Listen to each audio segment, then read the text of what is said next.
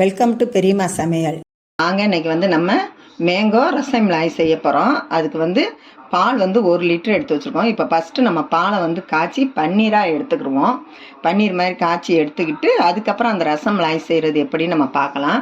இப்போ நம்ம பாலை அடுப்பில் வச்சு காய்ச்சிக்கிடலாம். நல்லா சுண்டை காய்ச்சி வடிக்கிடுவோம். அடுப்பை பற்ற வச்சுக்கிடுவோம். இப்போ பால் காயட்டும், ரசமலாய் எப்படி இருக்குன்னு பார்க்கலாம். இதுக்கு க்ரீம் பால் எடுத்தோம்னா தான் நல்லா திக்காக கிடைக்கும். நமக்கு பன்னீரும் நிறையா கிடைக்கும். ரசமலாய்க்கு நம்ம உருட்டும் போது நல்லா நிறையா கிடைக்கும். அதனால தான் நம்ம க்ரீம் பால் எடுத்து வச்சுருக்கோம் 1 லிட்டருக்கு. இப்போ பால் நல்லா காஞ்சி வரட்டும். வந்த பிறகு நம்ம அதை எப்படி செய்யணும்னு பார்க்கலாம். நல்லா பொங்கி வந்துருச்சு. இன்னும் 2 நிமிஷம் நல்லா கொஞ்சம் திக்காக காஞ்ச பால் நல்லா திக்காக காஞ்சிருச்சு. இந்த ஓரத்துல எல்லாம் நல்லா ஆரம்பிச்சு வருது. இப்போ நம்ம இது சேர்த்துக்கலாம். கொஞ்சம் காயட்டும். லெமன் ஜூஸ் சேர்த்துக்கலாம். அப்போ தான் பால் நல்லா திறஞ்சு வரும்.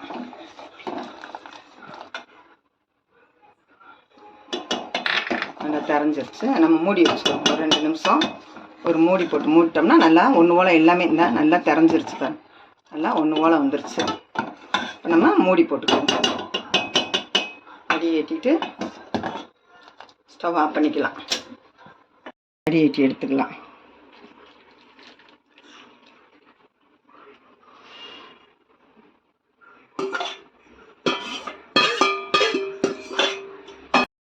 லெமன் போடுறதுனால அந்த புளிப்பு இருக்கும். நம்ம அது எல்லாத்தையும் நல்லா ஒரு அலசிட்டு வடிகட்டிக்கலாம்.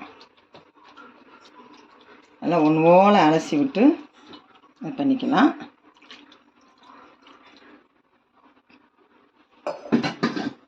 இப்போ நல்லா ஒன்று போல் கட்டி புழிஞ்சுக்குருவோம்.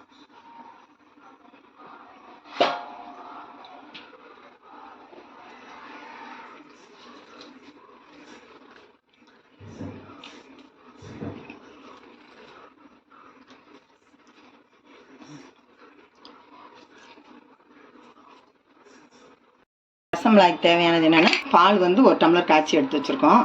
மாம்பழம் தேவையான அளவுக்கு எடுத்து வச்சுருக்கோம். 2 சிட்டி அளவுக்கு ஏலக்காய் பொடி, 1 சிட்டியை குங்குமப்பூ எடுத்து வச்சுருக்கோம். இப்போ இதை சேர்த்து வச்சு அரைச்சிக்கலாம். எப்படின்னு பார்க்கலாம். இப்போ பாலை ஊற்றிக்கிடுவோம்.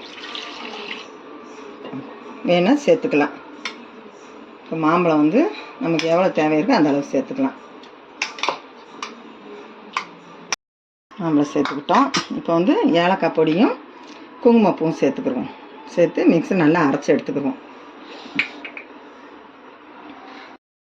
அரைச்சிட்டோம்.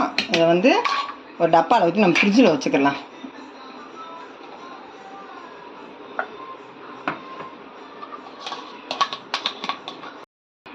இப்போ நம்ம சர்க்கரை ஸ்வீட்டுக்கு எவ்வளோ தேவை இருக்கோ அந்த அளவுக்கு 150 கிராமுக்கு மேலே நம்ம கொட்டி வச்சுருக்கோம். இதுக்கு நம்ம கம்பி பதம்லாம் தேவையில்லை. சர்க்கரை நல்லா கரையட்டும். அதனால் இப்போ அடுப்பை பற்ற வச்சு சர்க்கரையை கரைய வச்சுக்கிடுவோம். அதுக்குள்ளே இதை நம்ம நல்லா பிசைஞ்சு உருண்டை பிடிச்சிக்கலாம். பாலை பன்னீர் மாதிரி இது பண்ணியிருக்கோம்ல, அப்புறம் ஒரு 5லேருந்து 10 நிமிஷம் வரைக்கும் நம்ம நல்லா பிணைஞ்சு எடுத்துக்கலாம். நல்லா சாஃப்டாகிற வரைக்கும் நம்ம நல்லா பிணைஞ்சு எடுத்துக்கிடுவோம். அப்போ தான் அந்த உருண்டை பிடிக்கிறதுக்கு சூப்பராக வரும். நல்லா ஒன்று ஓலை இழுத்து பிணையணும். இப்போ நமக்கு 1 லிட்டர் பால் அளவுக்கு எடுத்து இவ்வளோ தான் வந்திருக்கு. இதை நல்லா பிணைஞ்சிருக்கும். ஒன்று ஓலை பிணைஞ்சிட்டு காட்டுறேன். பிணைஞ்சிட்டோம். நல்லா ஊற்றிக்கலாம். இப்போ இங்கே தண்ணி நல்லா சர்க்கரை பாவு இங்கே கொதிச்சுக்கிட்டு இருக்கு. அதில் 2 ஏலக்காய் தூளையும் போட்டுருவோம். நம்ம 2 ஏலக்காய் தூள் போட்டுக்கலாம். குடி தண்ணி இப்போ இதில் சேர்த்துக்கலாம்.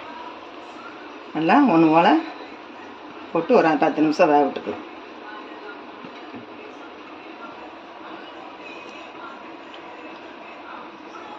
சூப்பராக போட்டோன்னே நல்லா பால்ஸ் மிதக்குது பாருங்கள்.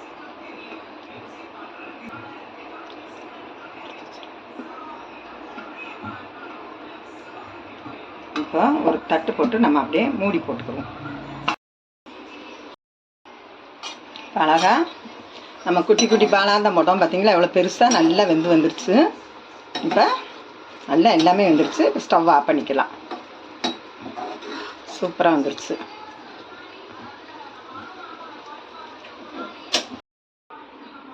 இப்போ நம்ம பாலும் மேங்கோ எல்லாம் அடித்து வச்சுருக்கோம்ல, இப்போ எடுத்து இதை போட்டுக்கலாம். உள்ளே எடுத்து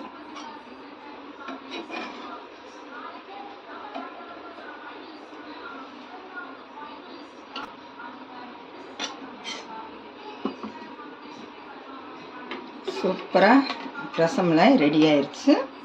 நம்ம எல்லாத்தையும் போட்டு வச்சுக்கிறோம். இப்போ ரசமலாய் ரெடி. நம்ம அதில் வந்து பாதாம் கொஞ்சம் தூவிக்கலாம். சூப்பரான ரசமலாய் ரெடி. இப்போ மேங்கோ ரசமலாய் ரெடி. சூப்பராக இருக்குது. இதே மாதிரி நீங்களும் வீட்டில் ட்ரை பண்ணி பாருங்கள். இந்த வீடியோவுக்கு ஒரு லைக் போட்டுருங்க. பெரியம்மா சமையலுக்கு ஒரு சப்ஸ்கிரைப் பண்ணிடுங்க.